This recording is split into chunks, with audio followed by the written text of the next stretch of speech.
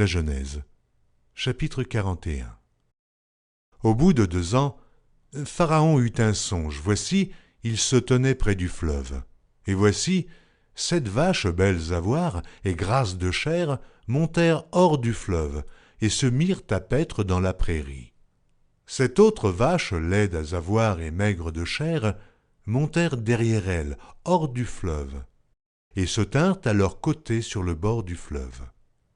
Les vaches laides à voir et maigres de chair mangèrent les 7 vaches belles à voir et grasses de chair.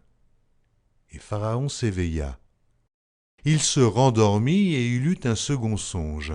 Voici, 7 épis gras et beaux montèrent sur une même tige.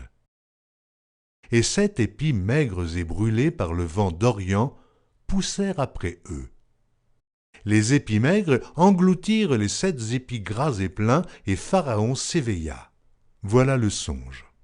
Le matin, Pharaon eut l'esprit agité, et il fit appeler tous les magiciens et tous les sages de l'Égypte. Il leur raconta ses songes, mais personne ne put les expliquer à Pharaon. Alors le chef des échansons prit la parole et dit à Pharaon, « Je vais rappeler aujourd'hui le souvenir de ma faute. » Pharaon s'était irrité contre ses serviteurs, et il m'avait fait mettre en prison dans la maison du chef des gardes, moi et le chef des panetiers.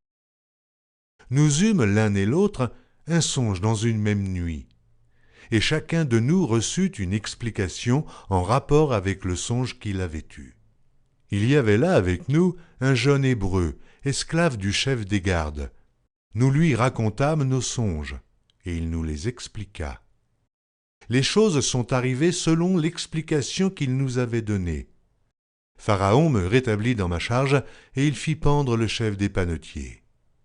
Pharaon fit appeler Joseph. On le fit sortir en hâte de prison. Il se rasa, changea de vêtements, et se rendit vers Pharaon.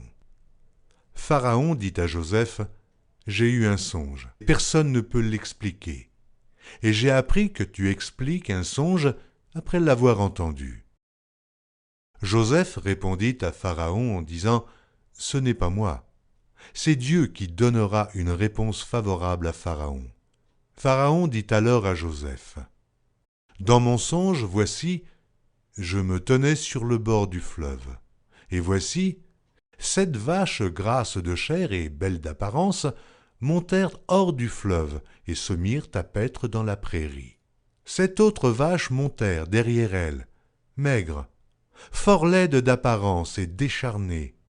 Je n'en ai point vu d'aussi laides dans tout le pays d'Égypte. Les vaches décharnées et laides mangèrent les 7 premières vaches qui étaient grasses. Elles les engloutirent dans leur ventre sans qu'on s'aperçût qu'elles y fussent entrées, et leur apparence était laide comme auparavant. Et je m'éveillai. Je vis encore un songe. 7 épis, pleins et beaux, qui montèrent sur une même tige, et 7 épis, vides, maigres, brûlés par le vent d'Orient, poussèrent après eux. Les 7 épis maigres engloutirent les 7 beaux épis. Je l'ai dit aux magiciens, mais personne ne m'a donné l'explication. Joseph dit à Pharaon, « Ce qu'a songé Pharaon est une seule chose. Dieu a fait connaître à Pharaon ce qu'il va faire. Les 7 vaches belles sont 7 années, et les 7 épis beaux sont 7 années. C'est un seul songe. Les 7 vaches décharnées et laides qui montaient derrière les premières sont 7 années. Et les 7 épis vides, brûlés par le vent d'Orient, seront 7 années de famine. » Ainsi, comme je viens de le dire à Pharaon, Dieu a fait connaître à Pharaon ce qu'il va faire. Voici, il y aura 7 années de grande abondance dans tout le pays d'Égypte. 7 années de famine viendront après elles, et l'on oubliera toute cette abondance au pays d'Égypte, et la famine consumera le pays. Cette famine qui suivra sera si forte qu'on ne s'apercevra plus de l'abondance dans le pays. Si Pharaon a vu le songe se répéter une seconde fois, c'est que la chose est arrêtée de la part de Dieu, et que Dieu se hâtera de l'exécuter.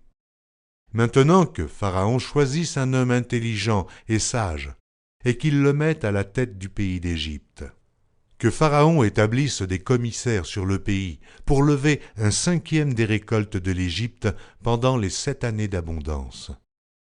Qu'il rassemble tous les produits de ces bonnes années qui vont venir.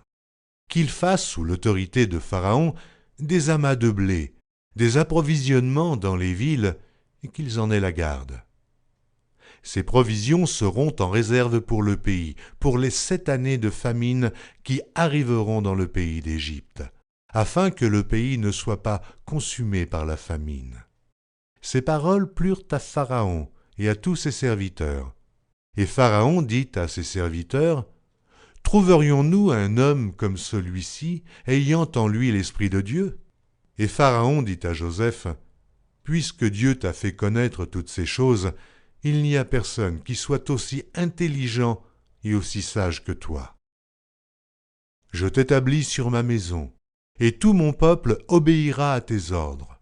Le trône seul m'élèvera au-dessus de toi. » Pharaon dit à Joseph, « Vois, je te donne le commandement de tout le pays d'Égypte. » Pharaon ôta son anneau de la main et le mit à la main de Joseph. Il le revêtit d'habits de fin lin et lui mit un collier d'or au cou. Il le fit monter sur le char qui suivait le sien. Et l'on criait devant lui, « À genoux !» C'est ainsi que Pharaon lui donna le commandement de tout le pays d'Égypte. Il dit encore à Joseph, « Je suis Pharaon, et sans toi, personne ne lèvera la main ni le pied dans tout le pays d'Égypte. » Pharaon appela Joseph du nom de Tsaphnath-Panéach, et il lui donna pour femme Asnath, fille de Potiphéra, prêtre d'On. Et Joseph partit pour visiter le pays d'Égypte. Joseph était âgé de 30 ans lorsqu'il se présenta devant Pharaon, roi d'Égypte, et il quitta Pharaon et parcourut tout le pays d'Égypte. Pendant les 7 années de fertilité, la terre rapporta abondamment. Joseph rassembla tous les produits de ces 7 années dans le pays d'Égypte. Il fit des approvisionnements dans les villes, mettant dans l'intérieur de chaque ville les productions des champs d'alentour.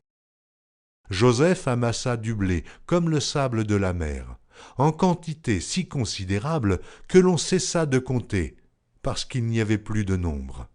Avant les années de famine, il naquit à Joseph 2 fils, que lui enfanta Asnath, fille de Potiphéra, prêtre d'On.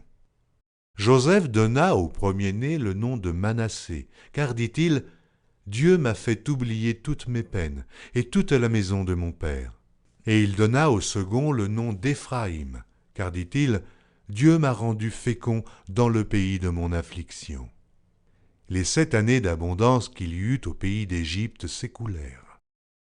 Et les 7 années de famine commencèrent à venir, ainsi que Joseph l'avait annoncé. Il y eut famine dans tous les pays, mais dans tout le pays d'Égypte, il y avait du pain. Quand tout le pays d'Égypte fut aussi affamé, le peuple cria à Pharaon pour avoir du pain. Pharaon dit à tous les Égyptiens, « Allez vers Joseph, et faites ce qu'il vous dira. » La famine régnait dans tout le pays.